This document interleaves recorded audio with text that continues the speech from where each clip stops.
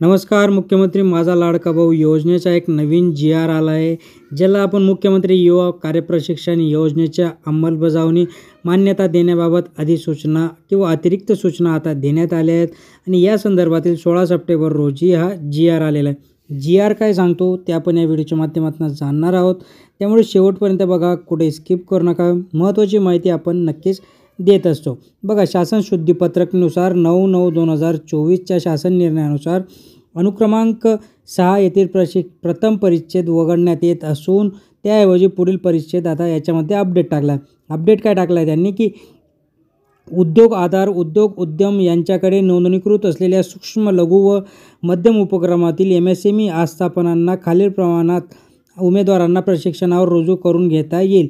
आता ज्यांच्याकडे MSME म्हणजे मायक्रो स्मॉल जे काही इंडस्ट्रीज आहेत त्यांच्यासाठी हे आता किमान 10 किंवा 11 ते 20 पर्यंत जर त्यांच्याकडे मनुष्यबळ असेल तर ते कमीत कमी एक संख्याला याच्यातनं ते निवड करू शकता. आणि दुसरं म्हणजे 11 ते 20 असेल तर 2 लोकांना ते आपल्याकडे कामावर ठेवू शकतात. आणि जे काही गोष्टी आता याच्यातनं बघा, पुढील गोष्ट काय सांगताय की ती वरील सुधारणेनुसार उमेदवार रुजू करण्यापूर्वी संबंधित आस्थापनांना होत असलेल्या कामकाजाविषयी संबंधित शैक्षणिक अर्हता किंवा कौशल्य रुजू होणाऱ्या उमेदवाराकडे आहे किंवा नाही याची खातरजमा संबंधित सहाय्यक आयुक्त जिल्हा कौशल्य विकास रोजगार व उद्योजकता मार्गदर्शन यांनी करून त्यास मान्यता द्यावी.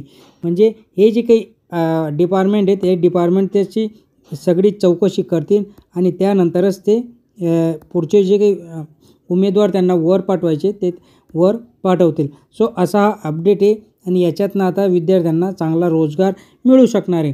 आता याच्यामध्ये त्यांनी काही नियम आणि अटीसुद्धा टाकल्या होत्या. ते नियम अटी जर आपण बघितलं तर ते थोडंसं त्यांनी लेंदी दिल्या आहेत. त्या जर बघितल्या त्या पण आपण आपल्या चॅनलवर टाकल्या आहेत. अजून तुम्हाला बघायचं असेल तर नक्कीच बघा.